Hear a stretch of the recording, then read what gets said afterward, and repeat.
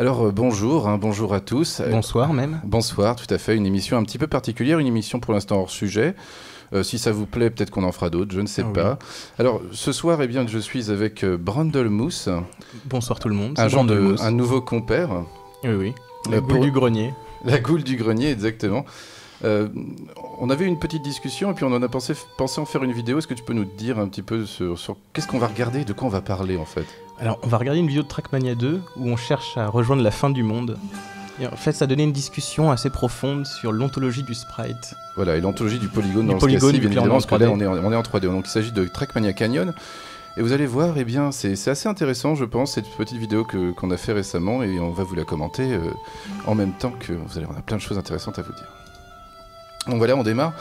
Alors c'est la première map de Trackmania Canyon, en fait, très simplement, et je vais tout d'abord aller au premier, c'est moi qui joue, si vous me posez la question, au premier checkpoint, faire demi-tour, et ce pour une raison, vous le verrez plus tard, extrêmement importante. La caméra est un peu perdue. Voilà, j'ai fait demi-tour, en fin de compte, donc la caméra forcément se perd un petit peu.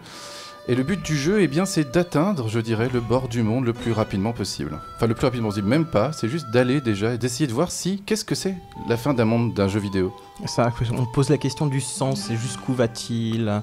Est-ce que je me suicide en faisant ça? Voilà, vous allez voir aussi qu'il y a une forme d'allégorie de la vie, parce que là, vous voyez, je vais avoir des accidents, ma voiture va perdre de la capacité, mais néanmoins, je survis, je continue d'avancer dans ces steppes, dans ces montagnes désertiques. On est très seul, en fin de compte, dans cet univers aussi. Est-ce que tu as des pensées vis-à-vis de ça, vis-à-vis de la mort, de la vie De la mort. On est toujours seul face à la mort, c'est ça qui est fort en même temps. On se dit parfois on meurt, mais c'est complètement faux, parce que le on est impersonnel. On se cache, on fuit la mort en disant ça. C'est toujours moi qui meurs ou toi. C'est toujours très personnel la mort. On ne peut pas mourir à ma place. C'est d'ailleurs dans la solitude qu'on ressent, dans l'angoisse face à la mort, qu'on finit par se rendre compte qu'on est libre. Donc est-ce que tu penses que j'atteins une forme de liberté dans le jeu, parce que je me suis un petit peu extrait en même temps de la route prétracée que le développeur m'avait offert? Effectivement. J'ai pris ce choix de... C'est en faisant le choix de la mort que tu fais le choix de ta propre personnalité, de ta solitude dans le désert. Je vois. C'est quand même assez impressionnant. Et puis on ne sait pas non plus combien de temps ça va durer. Ah bah non. Parce qu'on ne sait pas où est la fin du monde, on ne l'a jamais atteinte. Voilà, donc il faut essayer. On la cherche. Dans une recherche purement gratuite et donc esthétique. Et là j'ai encore un autre accident. Vous voyez, un autre accident, je dirais, de la vie, qui nous mène vers ce chemin inéluctable. Un apax, comme diraient les Grecs. Un moment important où tout change. Oui, on peut parler d'apax existentiel. Donc là tu penses que c'est une apax vidéoludique? Exactement. Tu changes, tu pervertis la règle du jeu, tu es dans le changement complet. Et le jeu va changer parce que tu as choisi de changer toi-même. Donc là je joue à un autre jeu, je ne joue plus à Trackmania Canyon. Bah non, c'est complètement émergent ce qui est en train de se passer à l'écran. Ça n'est pas prévu par le développeur. Mais qu'est-ce qu'on cherche à faire en faisant ça? Ça c'est toute la question de la gratuité, de l'esthétisme, pourquoi le beau? C'est parce que c'est inutile que c'est génial. Tout ce qui est utile pour autre chose. Je veux de l'argent pour quelque chose, je veux des produits de beauté pour quelque chose, mais ce qui est inutile, c'est au sommet. Parce que tout ce qui a été utile t'a permis d'atteindre ce qui était inutile. C'est pour ça qu'on travaille pour avoir du temps de paresse à côté. On ne travaille que pour le temps libre. Exactement. Et donc ça, tu penses que c'est une forme de temps libre à l'intérieur du jeu? Je m'octroie une liberté que le développeur n'a pas forcément souhaitée. Et on découvre aussi quand même un peu un univers complètement différent du jeu, quoi. Bah oui, là tu crées quelque chose qui est complètement en dehors du jeu, c'est pour ça que c'est de l'art aussi. On est dans une démarche purement artistique. On atteint des steps vraiment très plates. J'ai l'impression aussi que dans cette allégorie de la vie, le monde se calme au fur et à mesure que l'on vieillit. Je dirais plus on va loin. Le monde se calme, et peut-être même que le monde délite avec toi. Le monde délite? Oui, du verbe déliter. C'est-à-dire? C'est-à-dire que le monde va, à mesure que tu diminues, le monde diminuera avec toi. Ah, le monde n'est que l'ombre de ma propre vision que j'en ai. Mais le monde est de toute façon purement subjectif. S'il était complètement autre, tu ne pourrais pas l'avoir en toi, donc tu ne pourrais pas le penser.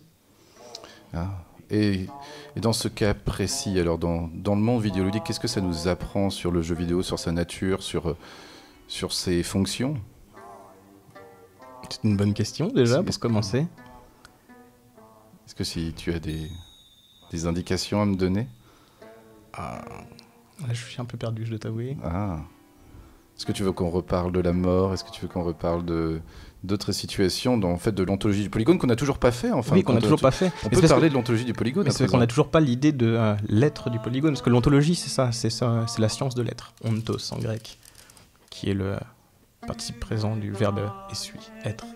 Ça, je trouve que je dis n'importe quoi. Ne flayez pas dans les commentaires. Je ne suis pas du tout helléniste.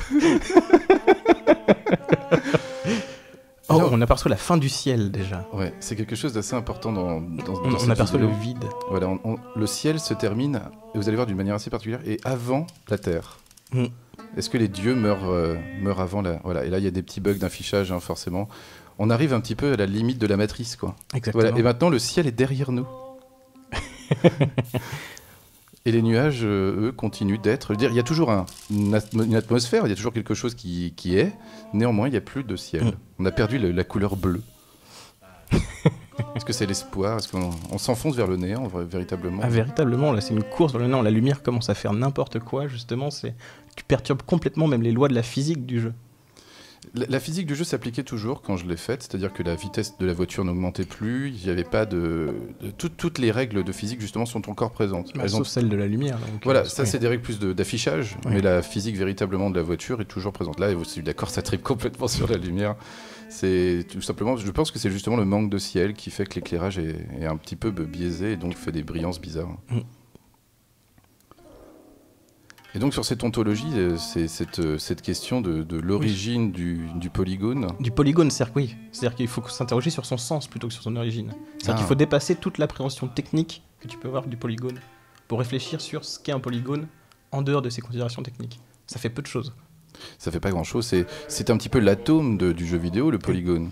Ce serait plus quelque chose qu'on ne trouve pas, le boson de Higgs ou un mème. Parce que maintenant, tu penses qu'on n'a plus accès à ces polygones? C'est pour ça qu'on laisse ça à des matières littéraires, on a envie de dire. Ce n'est plus scientifique, en tout cas. D'accord. Parce qu'à l'époque, c'était la science, la métaphysique, quand même, logique. Oui, forcément. Donc là, on est dans une pure épreuve philosophique, un petit peu improvisée. Philosophique et poétique. Et poétique aussi, et artistique, simultanément. Simultanément. On avance toujours vers cette... Là, c'est devenu extrêmement plat à présent. Il y a les nuages... Et on ne sait toujours pas si le monde a vraiment une fin. Non. Parce que le monde de Minecraft, par exemple, lui, il n'en a pas. Il a une fin finie par la machine, mais en théorie, il n'en a pas. Mais on pourrait savoir, si comme ça, qu'est-ce qui est le plus parfait? Avoir un monde fini ou un monde infini? C'est une question qui s'est déjà posée. Parce qu'un infini, c'est quelque chose à qui il manque toujours quelque chose. C'est pour ça qu'il est infini.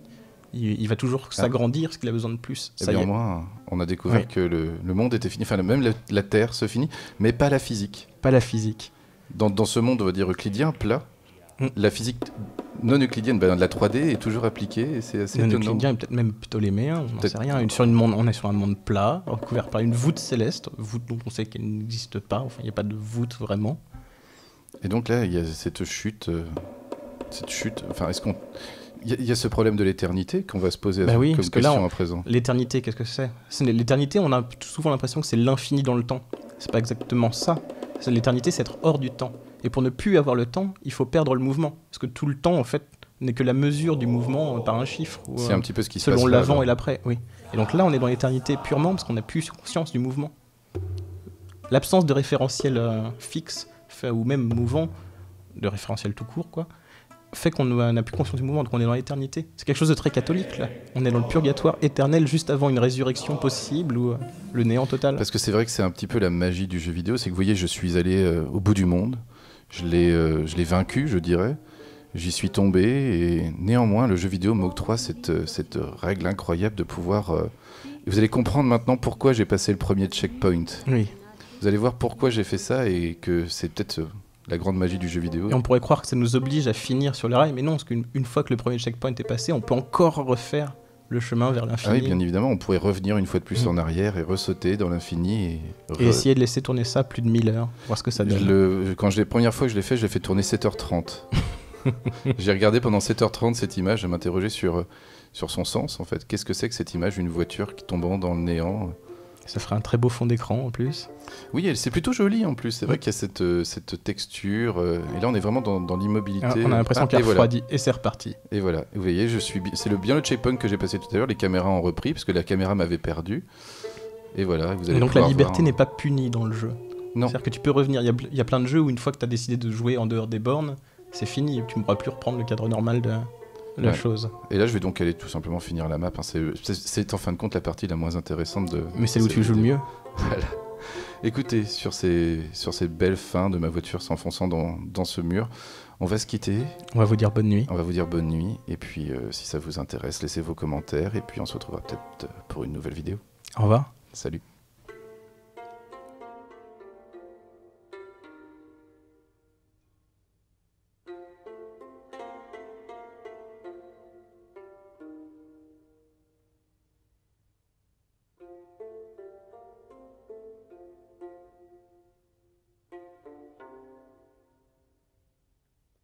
Σίκυλος εύτερπου. Τσι.